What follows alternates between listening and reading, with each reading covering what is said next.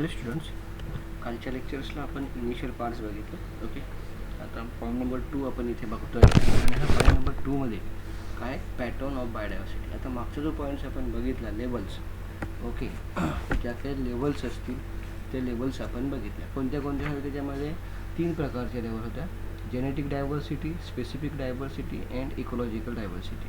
Genetic diversity काय असेल, intraspecific असते, म्हणजे स्पेसिसच्या स्पेसिसमध्ये असते आणि it is totally related to the genes and variations. Okay, alleles ज्याला आपण म्हणतो. ओके, त्याच्यानंतर स्पेसिस डायव्हर्सिटी असेल ती इंट्रास्पेसिफिक असते आणि हे स्पेसिसच्या स्पेसिसमध्येच असेल. आणि काय असेल याच्यावरून स्पेसिस रिचनेस अँड इव्हननेस असे आपण 2 कॉन्सेप्टसुद्धा बघितले. ते स्पेसिस रिचनेस आणि इव्हननेस हा सुद्धा याच्यामध्ये पॉईंट कव्हर अप केला जातो. त्यानंतर इकोलॉजिकलमध्ये वेगवेगळ्या एरियामध्ये जेवढे वेगवेगळे एरिया आहेत त्या वेगवेगळ्या एरियाजमध्ये वेगवेगळ्या डायव्हर्सिटीज आपण बघतो. ओके, इकोसिस्टम्स असतात वेगवेगळ्या. त्यानंतर सेकंड पॉईंट आपण इथे बघतो, that is the pattern of biodiversity. Pattern of biodiversity. आता बायोडायव्हर्सिटीचे पॅटर्न किती आहेत? There are 2 types of patterns. One is latitudinal, okay, and altitudinal gradient, and second is species area. Okay, latitudinal म्हणजे आपल्याला माहिती आहे अक्षांश ज्याला आपण म्हणतो. ओके, अक्षांश ज्याला आपण म्हणतो. ओके, आणि अल्टिट्युडनल म्हणजे काय? That is the above the sea level, म्हणजे समुद्र सपाटीपासून तो किती उंचीवर आहे. ओके, समुद्र सपाटीपासूनची उंची. Okay, that is sea level. मग आता ही एकतर अबोव असते, एकतर ही बिलो असते. ओके, एकतर ही बिलो असते. ओके, मग आता आपण जर बघितलं तर रेल्वे स्टेशनवरती तुम्हाला ह्या गोष्टी इझिली आयडेंटिफाय होतील. बरोबर, असे लेबर बोर्ड असतात. ओके, आता इथे जर जामनेरच्या इथे जर आपण बघितलं, जामनेर नाव लिहिलं असतं आणि इथे बघा लिहिलं असतं समुद्र सपाटीपासून. मग तो किती उंचीवरती आहे ते इथे आयडेंटिफाय इथे ते लिहिलेलं असते. ओके, तर हे तुम्ही इथे बघू शकता. आता याचे जे 2 प्रकार आहेत, ओके, त्या 2 प्रकार आपण आता 1 बाय 1 इथे स्टडी करू. ओके, आता लॅटिट्युडनल आणि अल्टिट्युडनल ग्रेडियंट. आता ग्रेडियंट माहिती तुम्हाला, ग्रेडियंट काय असेल? That is the it may be increase or decrease. त्याला आपण चढ उतार असे म्हणतात, कमी होईल किंवा जास्त होईल. ओके, आता यातला आपण फर्स्ट पॉईंट बघतोय, लॅटिट्युडनल ग्रेडियंट.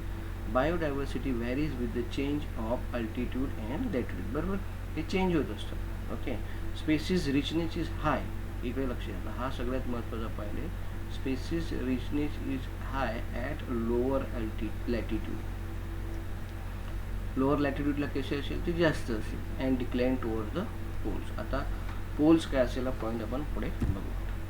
ओके, आता हे पहिला पॉईंट आपण जो बघतो लॅटिट्युडनल ग्रेडियंट, तो आपण इथे बघू. ओके, आता पोल एरिया आपण बघू शकतो. फर्स्ट पॉईंट इथे दिला आहे, that is the pole area. Okay, this is the first pole area. Biodiversity कशी असेल पोल एरियाला? लो असेल. इथे काय असेल? ती लो असेल ब्रॅकेटमधला. 10 animals or individuals per 0.1 hectare. म्हणजे काय असेल? 10च ॲनिमल असतील किंवा हे असतील, इंडिव्हिज्युअल्स असतील. कसे? दॅट इज द 0.1 हेक्टर एरियामध्ये. ओके, आता 1 हेक्टर असं जर आपण कॅल्क्युलेट केलं सगळ्या गोष्टी जर बघा. ओके, आता 0.1 हेक्टर म्हणजे काय? जर आपण 1 हेक्टर असा जर एरिया कन्सिडर केला तर काय होईल? तो असा जर एरिया कन्सिडर केला तर 2.5 एकर्स होतो.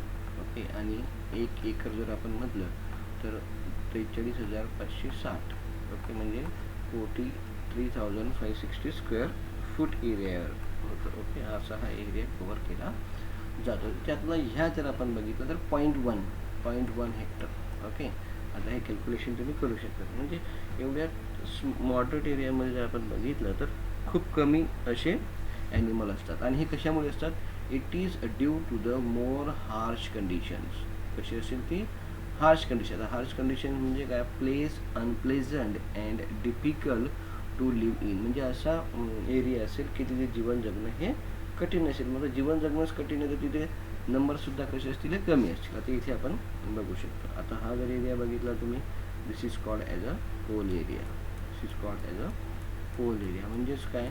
खूप इथे कमी असेल. ओके, खूप क्वांटिटी यांची स्पेसिसची कमी असेल. हा काय दाखवला? इक्वेटर. हा मिडलचा एरिया. ओके, आता जसजसे आपण वरती जाऊ तसं काय होईल, ही स्पेसिस रिचनेस हा कमी होत चालतो. स्पेसिस रिचनेस हा काय होतो, हा कमी होत चालतो. ओके, हा पॉईंट इथे लक्षात घ्यायचा आहे.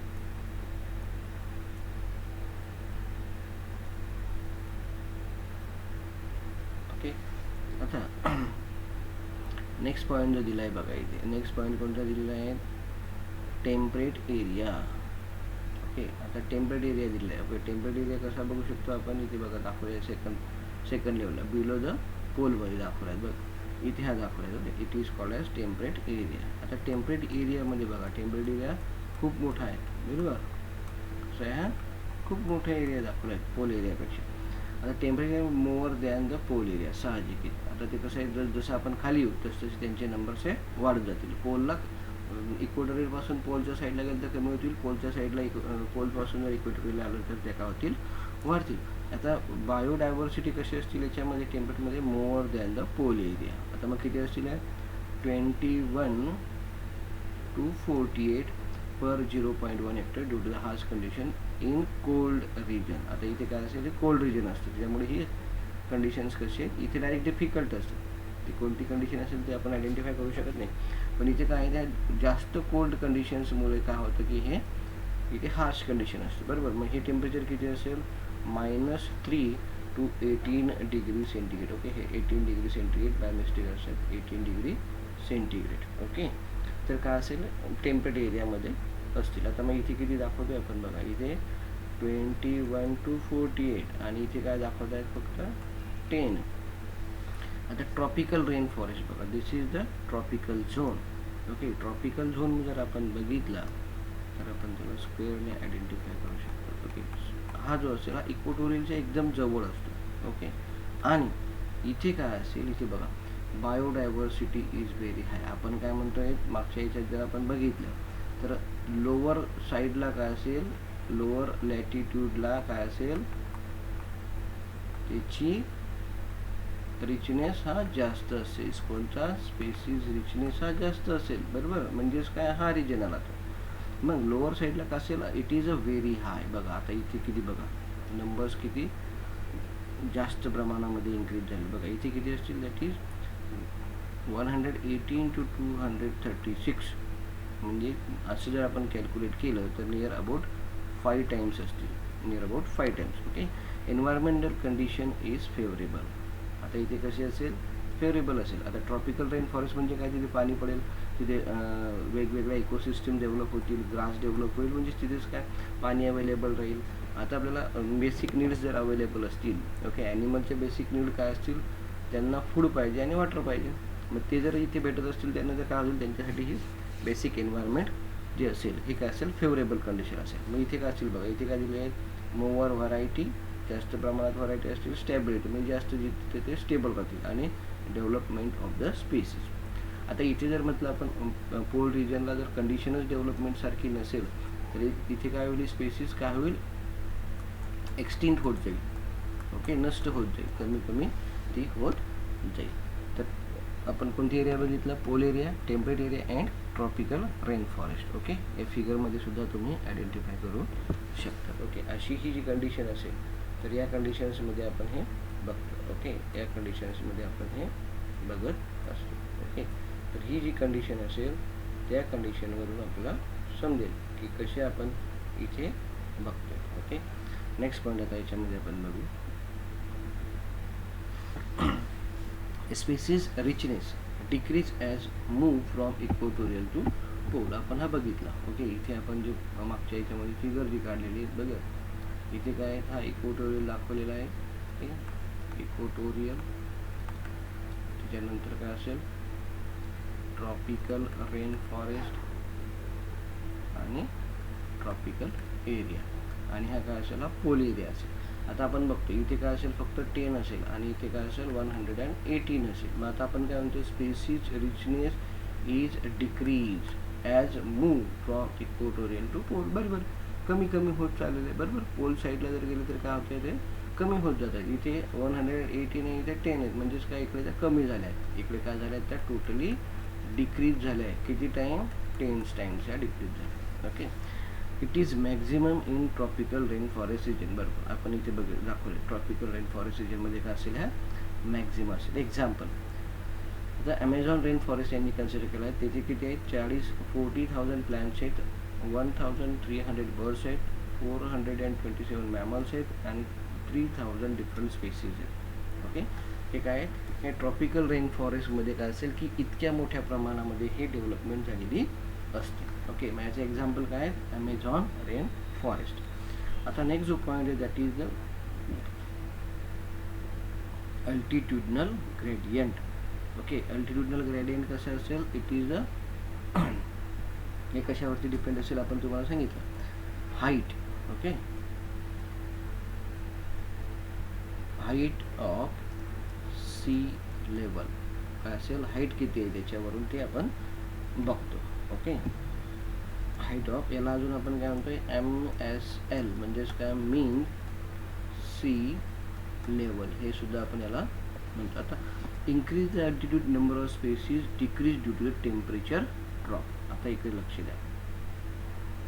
आता समजा आपण असा एरिया कन्सिडर करू, आता हिमालयाचा एरिया. ओके, आता हिमालयाचा एरिया आहे, बरोबर, हा काय समजा, हे आपण जर समजा लँड कन्सिडर केली. ओके, आता हा हिमालयाचा एरिया जर बघितला तर तो कसा असेल, उंच असेल. तो कसा असेल, हा उंच असेल आणि इथे काय असेल, हे पूर्णपणे आईस असेल, बर्फ असेल. मग इथे जर असेल तर काय असेल, इथे टेम्परेचर कमी असेल. ओके, इथे त्याच्यापेक्षा कमी असेल, इथे त्याच्यापेक्षा कमी असेल, इथे त्याच्यापेक्षा कमी असेल आणि इथे तर खूपच कमी असेल. म्हणजेच काय, जसं वरती आपण जात राहू हिमालयामध्ये तर काय होईल, हे टेम्परेचर एकदम डिक्रीज होत राहील. टेम्परेचर काय होत राहील, हे डिक्रीज होत राहील. म्हणजेच काय, इथे ही काय असेल, ही हार्श कंडिशन हळूहळू इन्क्रीज होईल. इथून जर आपण वरती गेले तर हार्श कंडिशन ही काय होईल, ही इन्क्रीज होईल. हार्श कंडिशन म्हणजे काय, जिथे आपण जीवन जगू शकणे कठीण असते. मग अशा याच्यामध्ये डेव्हलपमेंट होईल का, नाही. आणि हे कशाने होते, it is due to the temperature drop. म्हणजे इथे जर आपण बघितलं तर 20 डिग्री सेंटीग्रेड असेल तर इथे हे -50 डिग्री पण असू शकतं. बरोबर, आपण बघतो बऱ्याचशा मूवीजमध्ये सुद्धा दाखवतात खूप कमी टेम्परेचर असेल. इवन आपल्या न्यूजमध्ये दाखवतात की -18 डिग्रीमध्ये सुद्धा जे आर्मी असते बिचारी तिथे काम करतात. म्हणजेच काय, जसं आपण वरती जाऊ तसं हे टेम्परेचर हे कमी होत जाईल. आणि हे कशावरती डिपेंड आहे, it is totally depend upon the height of sea level. म्हणजेच काय, हे समुद्र सपाटीपासून आपण जसं उंच होत जाऊ तसा स्पेसिस रिचनेस हा कमी होत जाईल. आता नेक्स्ट पॉईंट बघा, the diversity also depend upon the seasonal viability and physical environment like temperature and humidity. तेच आपण इथे बघितलं आहे, टेम्परेचर आणि ह्युमिडिटी आपण बघता. जर तुम्ही हेच बघितलं की जर तुम्ही मुंबईला गेले तर काय होतं, आता याच्यामध्ये मुंबईला काय आहे, ह्युमिडिटी ही जास्त आहे. त्याच्यामुळे काय होतं की स्वेटिंग जास्त होते. बरेचसे लोक मुंबईला सेटल होतील असे नाहीच, कारण का आता ह्युमिडिटीमुळे बऱ्याचशांना सफोकेशनचा प्रॉब्लेम होतो, ऑक्सिजन कॅरिंग कॅपॅसिटी कमी होते. मग अशा वेळेस काय होतात की वेगवेगळे डिसीज होतात. मग त्याच्यामुळे त्यांना ते सस्टेनेबल नसते. Okay, next, species area relationship. Species area रिलेशनशिपवरती थोड्या प्रमाणात क्वेश्चन विचारतात. क्वेश्चन जे विचारतात ते अल्टिट्यूडनलवरती विचारतात, त्याच्यावर पण विचारतात पण कमी प्रमाणात. Species area relationship, it is consider that the number of species present, okay, number of species present in directly proportional to the area. Okay, direct number of species, okay, is directly proportional to the area. आता हे कसं ते आपण बघू. आता समजा एक area आहे. ओके, हा असे दोन एरिया आहेत, ए आणि बी एरिया. आता ए एरिया जर आपण बघितला तर हा 20 हेक्टरचा एरिया आहे आणि हा जर बघितला तर आपण 5 हेक्टरचा एरिया असं आपण कन्सिडर करतो. तर आता नंबर ऑफ स्पेसिस कुठे जास्त डेव्हलप होतील, but obvious that is in a area A.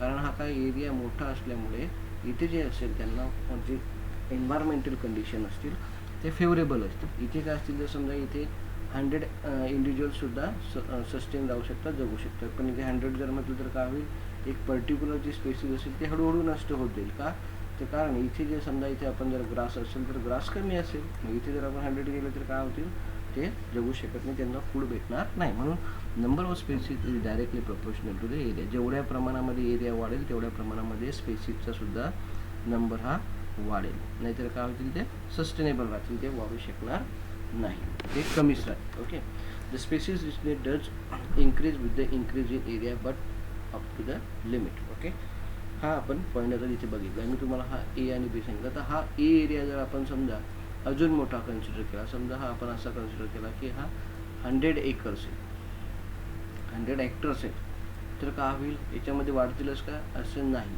जर समजा इथे 100 स्पेसीज आपण 100 इंडिव्हिज्युअल कन्सिडर केले तर त्यांचे लाईफ स्पॅनसुद्धा असतो, बरोबर. ते काय ओव्हरनाईटमध्ये चेंजेस होतात का, नाही.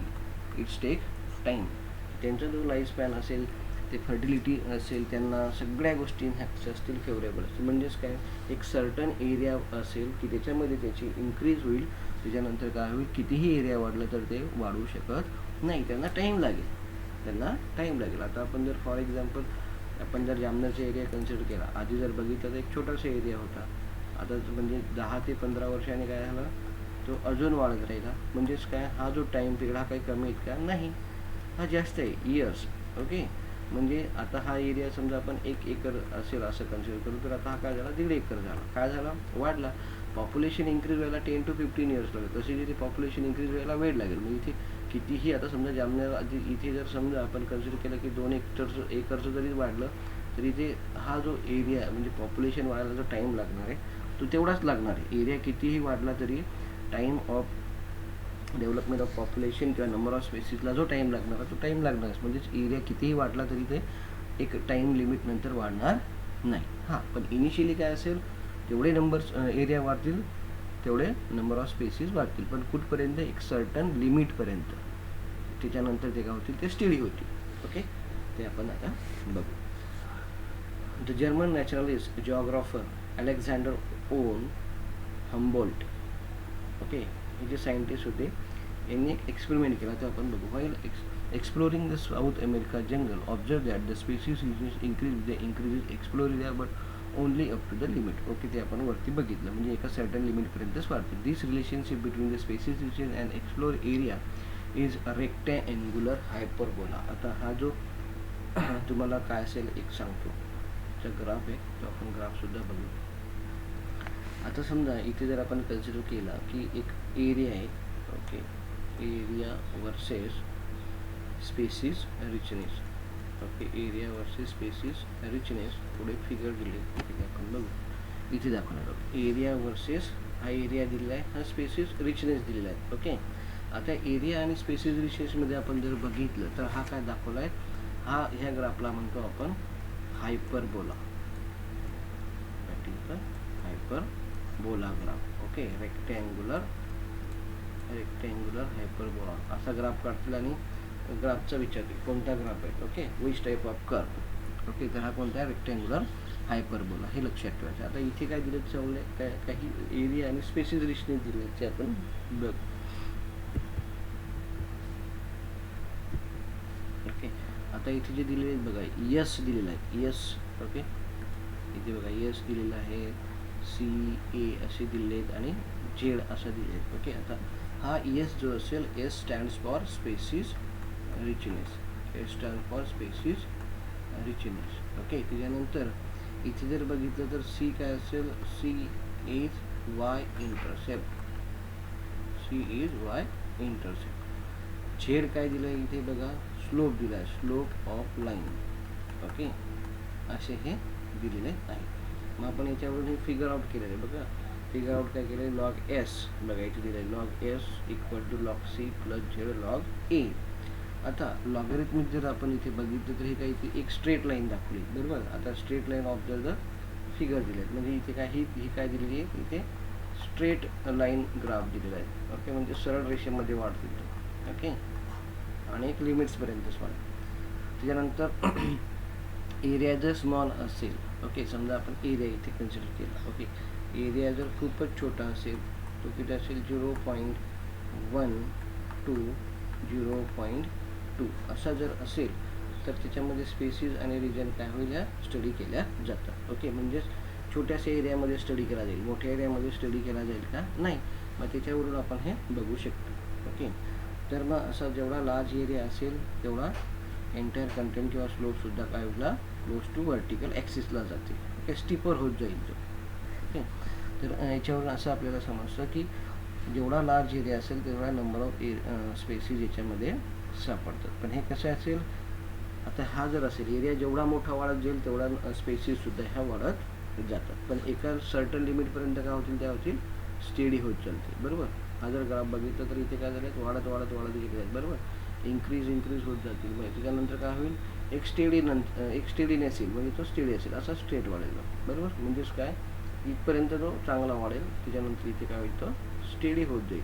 इथे काय होईल, तो स्टेडी होत जाईल. आता स्टेडी होत जाईल म्हणजेच काय, इथपर्यंत तो वाढणार नाही, मग त्याला टाईम लागेल. त्याला काय लागतं, तो टाईम लागतो. तो आपण मागच्याच पण याच्यामध्ये तो कन्सिडर केलेला आहे, तो आपण इथे ग्राफिकल याच्यामध्ये बघितला आहे. ओके. इथे काय बघितलं आपण, त्याला ग्राफ व्ह्यूमध्ये आपण इथे बघितलेलं आहे. ओके. इथे आपण त्याला ग्राफ व्ह्यूमध्ये बघितलं. मागच्या याच्यामध्ये आपण हे जे बघितलं की जसे जसे एरियाज वाढत जाईल तसे तसे हे काय होतील, हे एरियासुद्धा इथे वाढत. ज्यामध्ये आपण कोणता फॉर्म्युला लक्षात ठेवायचं, equation log S equal to log C plus Z log A. Okay. तर हा ग्राफ लक्षात ठेवायचा आणि कोणत्या प्रकारचा आहे. ओके. कोणत्या प्रकारचा आहे, हा rectangular hyperbola. Okay. Rectangular hyperbola असा क्वेश्चन विचारला जातो आणि सायंटिफिकचं नाव विचारलं जातं. ओके. तर एवढं लक्षात ठेवायचं. आता importance of species diversity to the ecosystems का महत्त्वाचे आहेत ते आपण आता बघू. The stable community should not show too much variation in productivity from year to year. पहिला पॉईंट आपण बघतोय, स्टेबल कम्युनिटी.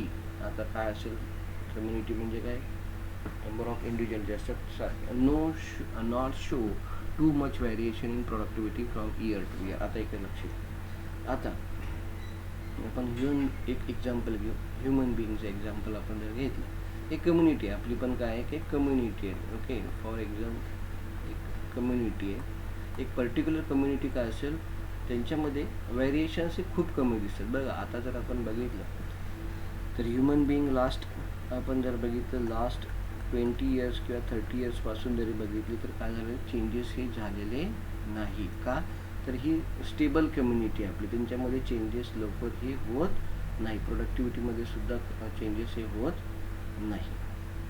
का होत नाही, कारण ते सेम कम्युनिटीचेच आहे. ओके. आता जर समजा कॅट आपण बघतोय लहानपणापासून, तर त्यांच्यामध्ये काही चेंजेस झाले का, नाही, आहे तसंच आहे. पण का, त्यांच्यामध्ये व्हेरिएशन हे झालेच नाही. आता ह्यात जर कॅट समजा आपण इंडियन कॅट बघितल्या, ओके, इंडियामध्ये सुद्धा स्टेट वाईज जर बघितल्या, महाराष्ट्रामध्ये जर कॅट्स बघितल्या आणि ह्यात जर आपण एम पीमध्ये जर बघितल्या, महाराष्ट्रामधल्या स्टेडी राहतील किंवा एम पीमध्ये स्टेडी राहतील. हा, पण यांची जर एखादी आपण क्रॉस केलं तर हा जो नवीन हायब्रिड तयार होईल याच्यामध्ये व्हॅरियन्स ह्या असतील. म्हणजेच काय, आपण 2 कम्युनिटीमधले मेंबर्स क्रॉस केले आणि प्रोडक्टिव्हिटी चेंज केली. पण इथे काय, इथे त्या महाराष्ट्रामध्ये जर एम पीमध्ये जर कन्सिडर केलं तर त्यांची प्रोडक्टिव्हिटी ही कमी होत दाखवत. त्यांच्यामध्ये व्हॅरिएशन्स हे दाखवत नाही, त्यांच्यामध्ये विविधता हे दाखवत नाही. आता सेम असतात. ओके. त्याच्यामुळे सेम असल्यामुळे काय होईल की त्यांची प्रोडक्टिव्हिटी फर्टिलायझेशनसुद्धा सेम स्पेसिसमध्येच होईल आणि त्यांच्यामध्ये व्हॅरिएशन्स निर्माण होणे खूप कमी असेल. ओके.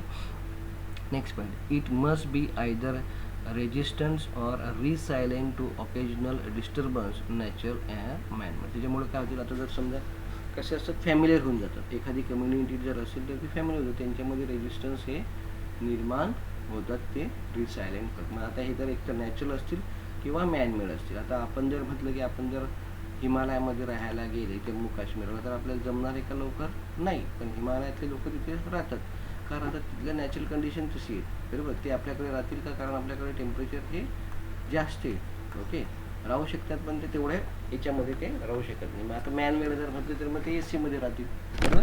म्हणजेच ते काय असतील, आपण आपल्या एरियामध्ये काय करतो, आपण स्वतःला रेजिस्टन्स करतो. ओके. स्वतःला रेजिस्टन्स करतो, डेव्हलप करतो त्या एरियानुसार. Okay. It must be resistance to invention by alien species. Okay. म्हणजेच काय, एलियन स्पेसिस म्हणजेच काय, वेगवेगळ्या स्पेसिस डेव्हलप होतील, त्याच्यामध्ये इन्व्हेन्शन होतात, वेगवेगळे इन्व्हेन्शन होतात. Rich diversity leads to the laser variation in the biomass product over a period of time is called as productivity stability hypothesis. Point बघा काय, rich diversity leads to laser variations in biomass production over a period of time. बरोबर. म्हणजे आपण इथे हा जो point बघितला की त्यांच्यामध्ये पॉईंट नंबर 1 बघितला आपण. पॉईंट नंबर 1मध्ये काय बघितलं की कम्युनिटी काय असेल इयर अँड इयर त्यांच्यामध्ये व्हॅरिएशन होत नाही. म्हणजेच काय, जेवढी जर स्पेसिस रिच असेल डायव्हर्सिटी त्यांच्यामध्ये व्हॅरिएशन्स हे होत नाही, लेझर म्हणजे कमी प्रमाणात होतात, बरोबर. मग अशा जे बायोमास असेल त्यांच्यामध्ये चेंजेस होत नसतील तर त्यांना काय म्हणतो आपण, प्रोडक्टिव्हिटी स्टॅबिलिटी हायपोथेसिस. प्रोडक्टिव्हिटी म्हणजे काय आहे तशीच आहे, स्टेबल आहेत, म्हणून त्यांना म्हणतो आपण प्रोडक्टिव्हिटी स्टॅबिलिटी हायपोथेसिस. त्यांच्यामध्ये व्हॅरिएशन निर्माण होत नाही. आता नेक्स्ट पॉईंट बघा, Paul Ehrlich explains significance of diversity in Ribet-Popper hypothesis. Okay, Ribet-Popper hypothesis चे आपण बघू काय Ribet-Popper hypothesis. Important species diversity. आता त्यांनी एक एरोप्लेनचं कन्सिडर केलं आहे. ओके, स्टॅनफोर्ड इकोलॉजिस्ट लक्षात ठेवायचं. Paul Ehrlich says in an aeroplane as an ecosystem. All parts are joined together using thousands of rivets म्हणजे स्पेसिस. ओके, आता जर आपण इकडे लक्ष द्या म्हणजे तुम्हाला इथे समजेल काय.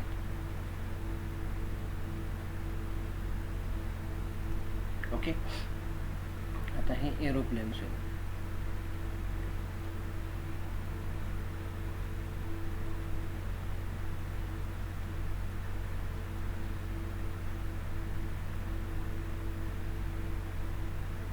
एरोप्लेन असेल. ओके, ड्रॉइंग तेवढं काही जमलं नाही, एरोप्लेन्स आपण कन्सिडर करा. ओके, म्हणजेच काय झालं, ही झाली इकोसिस्टम. काय दाखवलं बघा, एरोप्लेनला काय म्हणतो आपण, इकोसिस्टम्स आहे. अँड थाउजंड्स ऑफ रिवेट्स जे असतील दॅट इज स्पेसिस. म्हणजेच काय, याच्यावरती नंबर ऑफ बोल्ट असतील, रिवेट्स असतील, नंबर ऑफ बोल्ट्स असतील त्याच्याने बनलेले असतील, बरोबर.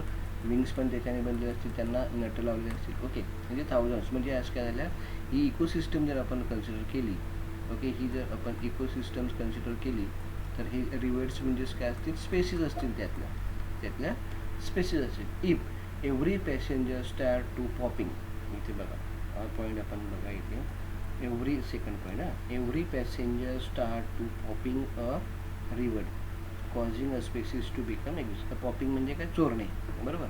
लेफ्ट ज्याला आपण म्हणतो, ओके, काढत राहिले समजा. Okay, start to popping, stolen ज्याला आपण म्हणतो चोरणे. ओके, स्टोलन केला. Okay, become exist. It may not be affect flight safety, proper functioning of the ecosystem initially, but as more and more rivets are remove the plane become dangerously weak. Okay, आता इकडे लक्ष simple आहे. इथे concept काय म्हणतायत, समजा इथे आपण असे कन्सिडर करू की इथे 1000 रिवेट्स आहेत. 1000 रिवेट्सने हे बनलेलं एरोप्लेन. म्हणजे काय, इथे आपण करू, इथे 1000 स्पेसिस आहे आणि ही एक एरोप्लेन म्हणजे काय, एक इकोसिस्टम्स आहे. काय, ही एक इकोसिस्टम्स आहे, त्याच्यामध्ये 1000 स्पेसिस आहे. ओके, ही काय, एक इकोसिस्टम्स आहे. आता यामधला मी एक नट काढला तर काही फरक पडणार आहे का, 2 नट काढला तरी काही फरक पडणार नाही, 3 नट काढला म्हणजेच काय, इथे एक स्पेसिस गेली किंवा दुसरी स्पेसिस नसते, तिसरी झाली, असे 3, 4, 5, 10, 15, 20, 100 झाले. पण तरी इथे काय असतील, 900 स्पेसिस असतील. म्हणजेच काय, इथून म्हणजे 10 नट जरी काढले तरी इथे 900 रिबिट्स हे असतील.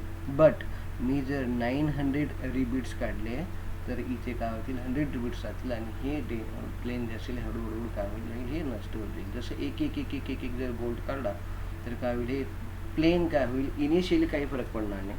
बस जसे जसे आपण ते नट वाढवत जाऊ, बरोबर, जेव्हा ते एका इक्विलिब्रियमपर्यंत, म्हणजेच काय आपण बघतो की एक स्टेडीनेस असेल, त्यानंतर काय होईल, तर हळूहळू डिक्रीज होत जाईल. म्हणजे फ्लाईटसुद्धा काय ही क्रॅश होईल, बरोबर. एक कंडिशन असेल की फ्लाईट फ्लाय करते, तुम्ही एक रिबीट काढला काही फरक पडला नाही, 2 काढले काही नाही, 3, 4, 5, पण मग तुम्ही जेव्हा एक लिमिट नंतर जेव्हा नंबर ऑफ रिवेट्स आपण जास्त काढणार तर काय होईल, ते प्लेन हळूहळू डेंजरस कंडिशन्समध्ये जातील आणि ते क्रॅश होईल. म्हणजेच काय, जर आपण समजा 1 किंवा 2 स्पेसिस रिमूव्ह झाल्या किंवा आपण नष्ट झाल्या, एक्झिस्ट झाल्या तर काही फरक पडणार नाही. पण त्या जर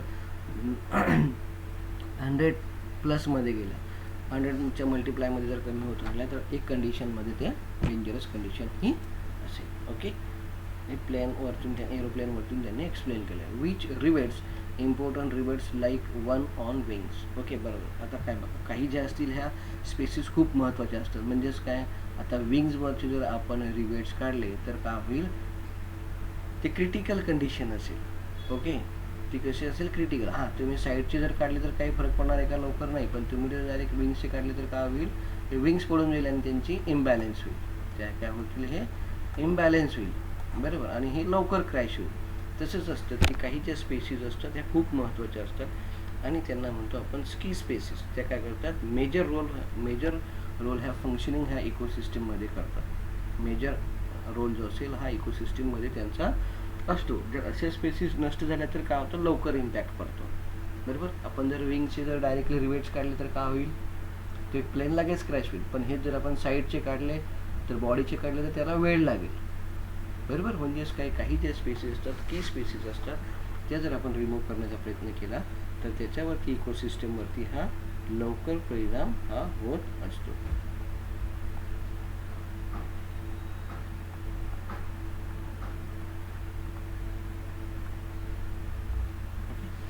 समजले पॉईंट्स. नेक्स्ट पॉईंट आपण आता बघतो.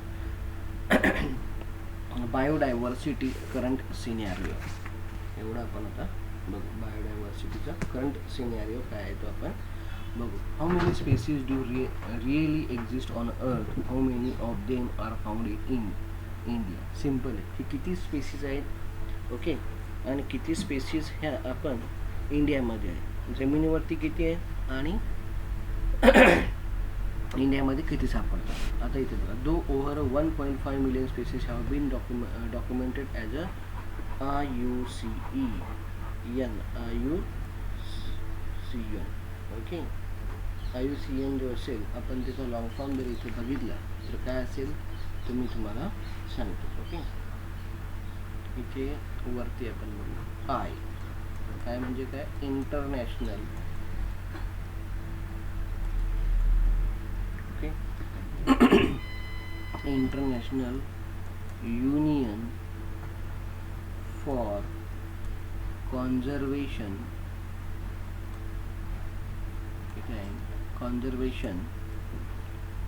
Of nature and natural resources. हा याचा long form, okay. I international, U union of conservation, C conservation, N for nature and natural resources. म्हणजेच काय? अशी एक युनियन आहे की ते कॉन्झर्वेशन करतं नेचर आणि नॅचरल रिसोर्सेस, ओके. तर ही कंडिशन्स आपण इथे बघतो की ही डाटा जो असेल हा पूर्ण पॉईंट्स आपण पुढच्या याच्यामध्ये कन्सिडर करणारच आहे, ओके. 2004, ओके. आता tropical rain forest the major diversity hub. आपण जे बघितलं की तिथे नंबर ऑफ डायव्हर्सिटी ह्या जास्ती आहे, म्हणून त्यांना आपण काय म्हणतो? हब म्हणजे काय? एखादी एरिया असतो तिथे त्यांचे नंबर्स हे जास्त असतात. One of the 10 mega diversity countries of the globe, India has 2.4 of the total land area of the world. 12 mega diversity त्यातल्या 2.4 हा इंडियाने कव्हर अप केलेला आहे, ओके. ते इंडियाने. आता इंडिया शेअर्स इथे बघितलं. India shares 8.1% of total biodiversity wealth. म्हणजेच काय? पृथ्वीवरती जेवढा आहे त्यातला 8.1 हा इंडियाने कव्हर अप केला आहे. त्यातला जर आपण शेअर बघितला तर 2.4 असा तो आहे, ओके. 2.4 एवढा तो आपण बघू शकतो, ओके. नेक्स्ट पॉईंट यातला याच्यावरती सिम्पली छोटे छोटे क्वेश्चन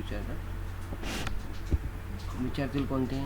हे पर्सेंटेज विचारतात. किती पर्सेंटेज आहे, ओके. किती डायव्हर्सिटी, मेगा डायव्हर्सिटी आहेत, ओके. किती पर्सेंटेज टोटल लँड एरिया किती कव्हर अप केला आहे, किती स्पेसीज आहेत, 1.5 मिलियन स्पेसीज,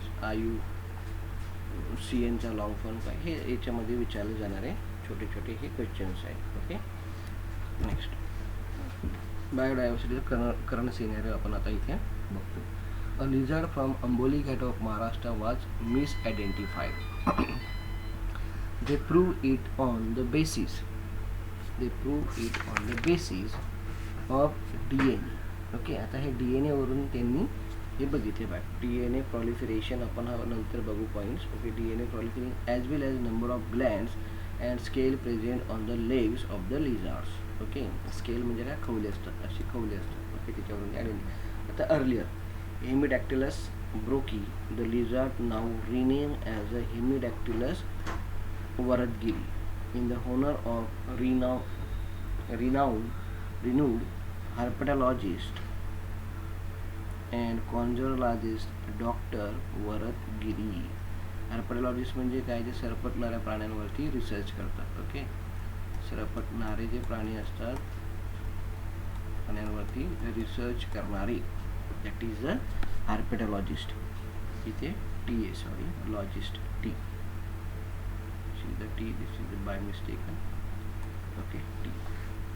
आता इथे दाखवले बघा लिझार्ड्स. ओके, ही लिझार्ड दाखवलेले आहेत आणि त्याचे ग्लँड्स असतील, स्केल असतील, लेग्सवरती स्केल बघा, इथे स्केल दाखवले, तिथे पण पायांच्या नखांवरती सुद्धा स्केल दाखवले. याच्यावरून त्यांनी ह्या बघितली. इथे ग्लँड्स दाखवले आहेत.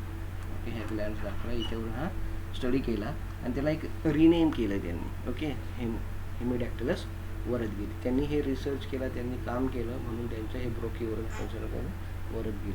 ओके, हे आपण इथे स्टडी करतो. हा करंट सिनियर आहे. काय झालं की जो आपण आता नवीन रिसर्च करतात, PhD करतात, म्हणजे काय करतात की जो मागचा जो सिनियर असेल त्याच्यावरतून ते थोडा अभ्यास करतात आणि त्यांच्यामध्ये जे चेंजेस झाले, हे काय झाले, व्हॅरिएशन झालं. ओके, हे काय झालं, याला 100 of years लागतात. ओके, 100 of years लागतात आणि त्यांच्यामध्ये जे व्हॅरिएशन्स होतं त्याच्यावरून मध्ये आपण आयडेंटिफाय करू शकतो.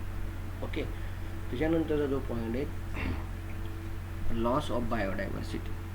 या चॅप्टरमधल्या सगळ्यात महत्त्वाचा पॉईंट्स आहेत लॉस ऑफ बायोडायव्हर्सिटी. खूप आणि खूप महत्त्वाचा, भरपूर असे क्वेश्चन्स याच्यावरती विचारले जातात. हा जो पॉईंट असेल आपण उद्याला बघू. आता जे पॉईंट झाले 15.2 आणि 15.3 हा तुम्ही व्यवस्थित रीड करा. ओके, सोपा चॅप्टर, सोपे पॉईंट्स आहेत, काही जास्त असे अवघड नाही.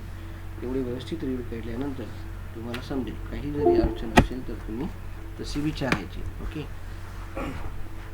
आता लॉस ऑफ बायोडायव्हर्सिटी हा एकच पॉईंट आपण उद्याला कन्सिडर करणार.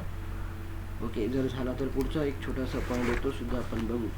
असे 2 पॉईंट जर आपण इथे बघितले तर बरेचसे पॉईंट्स आपले कव्हर अप होते. ओके.